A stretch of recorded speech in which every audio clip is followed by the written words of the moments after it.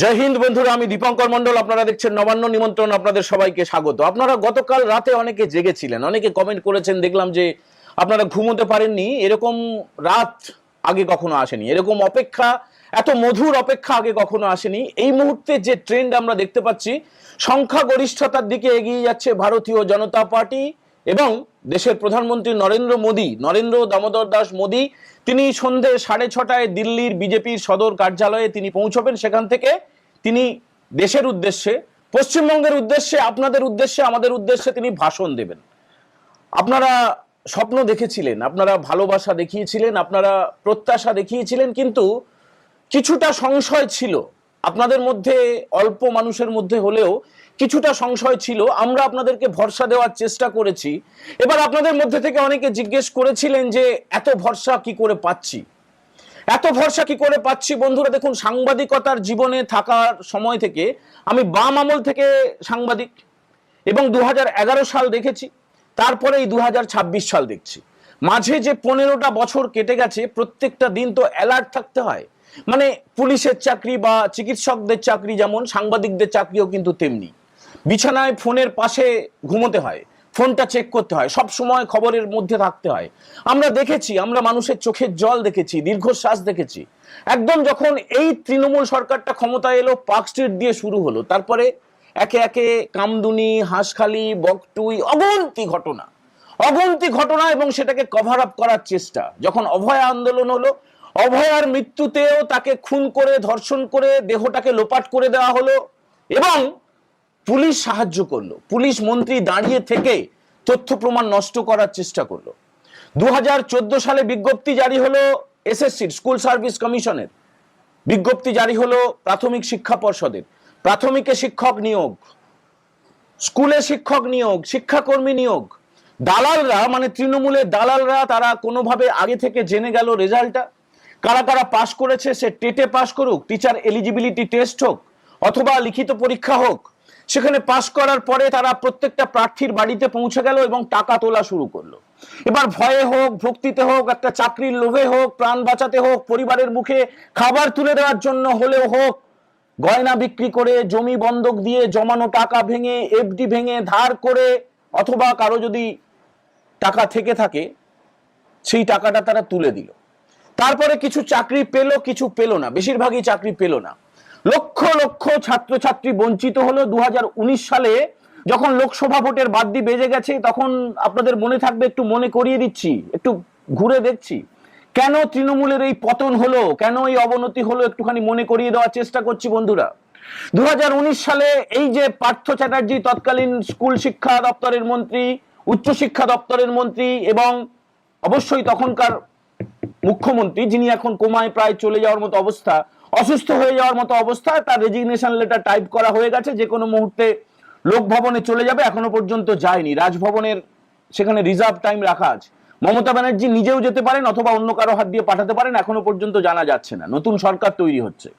তো 2019 সালের কথা বলছিলাম বন্ধুরা। ধর্মতলায় কলকাতা প্রেস ক্লাবের বাইরে অনশনে বসেছিলেন, ধর্নায় বসেছিলেন, বিক্ষোভে বসেছিলেন চাকরি প্রার্থীরা, এবং সেখানে একটা লবি তৈরি করে তাদের কাউকে কাউকে পাইয়ে দেওয়া হলো। তখন তার কিছুদিন পরেই কিন্তু লোকসভা ভোটের মডেল কোড অফ কন্ডাক্ট চলছে। এই দোহাই দিয়ে মমতা ব্যানার্জি বললেন যে তিনি কাগজপত্র নিলেন তার চুরির প্রমাণ, অথচ আজকের দিন পর্যন্ত তিনি স্বীকার করেননি যে হ্যাঁ চুরিটা হয়েছে।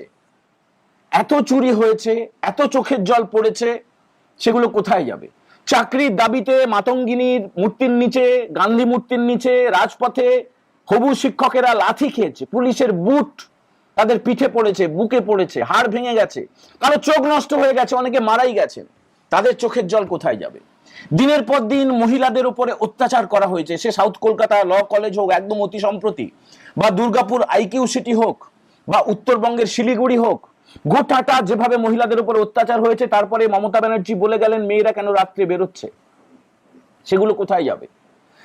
একই কথা আমরা বারবার বলে গেছি আপনাদেরকে, যে আমরা গিয়ে দেখেছি বয়স্ক মহিলারা তারা বলছেন যে কেন্দ্রীয় সরকারের টাকা যে এসেছিল সেখান থেকে বড় অংশ, প্রায় অর্ধেক টাকা লোকাল তৃণমূলের, তোলামূলের যারা মাতব্বররা, লালচুল কানে দুল, তারা খেয়ে নিয়েছে। এবং তারপরেও যেভাবে অসভ্যের মতো বেছে বেছে হিন্দুদের উপরে অত্যাচার করা হয়েছে, সেটা মোথাবাড়ি হতে পারে, মহেশতলা হতে পারে, শামশেরগঞ্জ হতে পারে, ধুলিয়ান হতে পারে, ভাঙড় হতে পারে, গোটা রাজ্যে বেছে বেছে হিন্দুদেরকে হত্যা করো, ঘর বাড়ি জ্বালিয়ে দাও, দোকান জ্বালিয়ে দাও। হয়নি? বলুন, ওয়াকফ আইনের বিরুদ্ধে, সংশোধিত ওয়াকফ আইনের প্রতিবাদ করতে গিয়ে মমতা ব্যানার্জি যে উস্কানি দিয়েছিলেন, হরগোবিন্দ দাস, চন্দন দাসকে হত্যা হতে হয়নি, খুন হয়ে যেতে হয়নি। তাদের অপরাধ কি ছিল? তারা হিন্দু। হিন্দু ধর্মকে গান্ডা ধর্ম, মহাকুম্ভকে মৃত্যু কুম্ভ, দুর্গোৎসবের তিনি উদ্বোধন করতে যাচ্ছেন হিজাব পরে। পাপ কোথায় যাবে? পাপ তার বাপকে ছাড়ে না। তারপরেও তিনি, সবচেয়ে যেটা প্যাথেটিক লাগে আমাদের কাছে, একজন সংবিধানের শপথ নেওয়া মুখ্যমন্ত্রী, তিনি কিনা সেনাবাহিনীর বিরোধিতা করছেন, বলছেন সেনা আমাকে দেখে পালিয়ে যাচ্ছে। মনে আছে? সেনা আমাকে দেখে পালিয়ে যাচ্ছে। এত বড় তিনি বীর পুঙ্গব, বিরাট বড়, এত বড় চোর, এত বড় ডাকাত, ডাকাত রানী বলেন আপনারা, ফুফু বলেন, খালা বলেন, তিনি এখন কি করবেন? তার বিরুদ্ধে তো নিশ্চয়ই তদন্ত শুরু হবে, বাকি জীবনটা জেলে কাটাতে হবে। আর তার ভাইপো তো কালকে পর্যন্ত বলে গেছে কেন্দ্রীয় সরকারের বিরুদ্ধে, প্রধানমন্ত্রীর বিরুদ্ধে, স্বরাষ্ট্রমন্ত্রীর বিরুদ্ধে, রাষ্ট্রপতিকে পর্যন্ত ছাড়েনি এই তৃণমূল সরকার। কালকে রাত পর্যন্ত, আজকে সকাল 11টা পর্যন্ত যা হুমকি, যা ধমকি।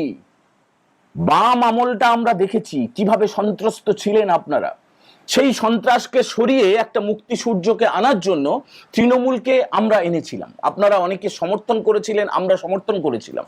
কিন্তু তারপরে দেখা গেল বাম আমলের যা যা অপকীর্তি, যা যা দৌরাত্ম্য, যা যা ছলনা, যা যা চুরি, ফেরেববাজি, নোংরামি, ইতরামি, সেগুলোকে আরো আরো আরো আরো আরো আরো বেশি করে অ্যাডপ্ট করে নিল এই তৃণমূল কংগ্রেস। পাপ তার বাপকে ছাড়ে না। এই তৃণমূল কংগ্রেস শেষ মুহূর্ত পর্যন্ত চেষ্টা চালিয়ে গেছে। কালকে রাত্রে আমরা জানিয়েছিলাম আপনাদেরকে, শেষ মুহূর্ত পর্যন্ত চেষ্টা চালিয়ে গেছেন অবান্নের কর্তাদেরকে ধরে।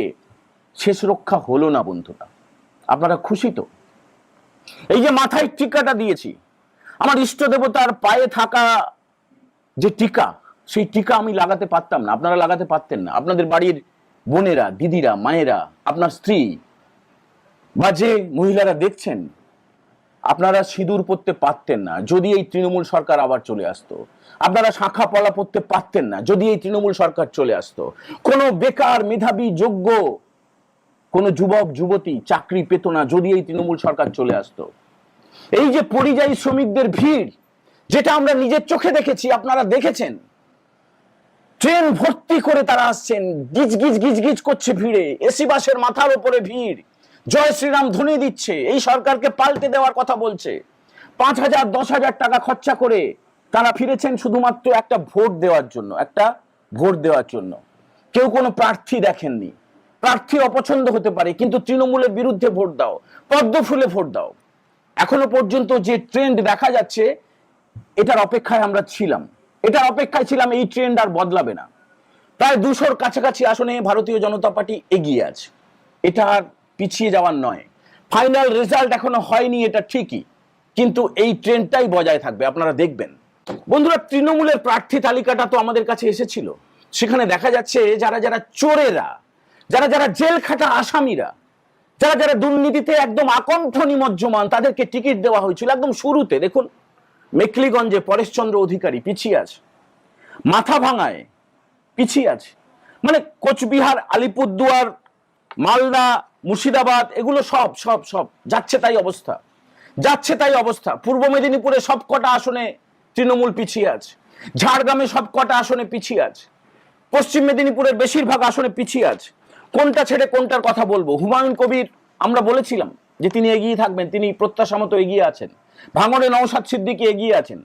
রাসবিহারীতে শোভনদেব চট্টোপাধ্যায় পিছিয়ে আছেন, তৃণমূলের পিছিয়ে আছেন। স্বপন দাশগুপ্ত তিনি এগিয়ে গেছেন। মানিকতলায় এগিয়ে আছেন তাপস রায়। জোড়াসাঁকোয় বিজেপি প্রার্থী এগিয়ে আছেন। ভবানীপুরে পর্যন্ত মমতা ব্যানার্জি পিছিয়ে আছেন। নন্দীগ্রামে যেভাবে তৃণমূল প্রার্থী পিছিয়ে আছে পবিত্রকর শুভেন্দু অধিকারী, তিনি এতটাই এগিয়ে গেছেন, তাকে জয়ী বলে ঘোষণা করে দিতে পারেন। একের পর এক পাতা উল্টে যাচ্ছি, কার কথা বলবো, কত চোরের কথা বলবো।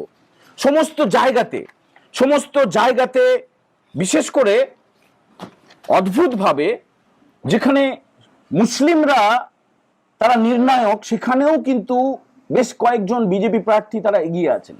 কি হলো বলুন তো ব্যাপারটা, কি হলো? এই যে চোর কুনাল বড় বড় ডায়লগ দিচ্ছিল, প্রথমের দিকে পিছিয়ে ছিল, তারপরে এই মুহূর্তে আমরা যে ভিডিওটা রেকর্ড করছি তখন শুনছি এগিয়ে আছে, কিন্তু ও এগিয়ে থাকা পিছিয়ে থাকায় কোনো দাম নেই। কাল থেকে দেখবেন যেগুলো দখল করা তৃণমূলের পার্টি অফিস, সরকারি জমিতে অথবা কারো জমি দখল করে রাখা, সেই পার্টি অফিসগুলো আর থাকবে না। তৃণমূলের ঝান্ডা ধরার মতো কাউকে পাবেন না আপনারা। বন্ধুরা, এই মমতা ব্যানার্জি বলেছিলেন না যে 4 তারিখের পরে বিজেপি সমর্থকদের পোস্টার নিয়ে গায়ে দিয়ে জানাতে হবে তারা বিজেপি করে না?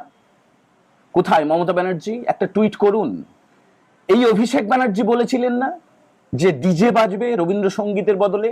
ডিজে বাজছে বন্ধুরা, ডিজে বাজছে। গতকাল রাত থেকে বিভিন্ন জেলায় জেলায় আমাদের যে বন্ধুরা সহকর্মীরা আছেন তাদের সঙ্গে আমাদের কথা হয়েছে, তারা অবশ্যই তৃণমূল বিরোধী। বিশেষ করে পূর্ব মেদিনীপুর থেকে যে খবর পেয়েছি, গতকাল রাত্রি থেকে সেখানে ডিজে বক্স ভাড়া করা হয়েছে, আচ্ছা করে ডিজে চলছে। দেখুন, আমি হামলার পক্ষপাতী নই, আমি আক্রমণের পক্ষপাতী নই, কিন্তু আমি হিসাবের পক্ষপাতী।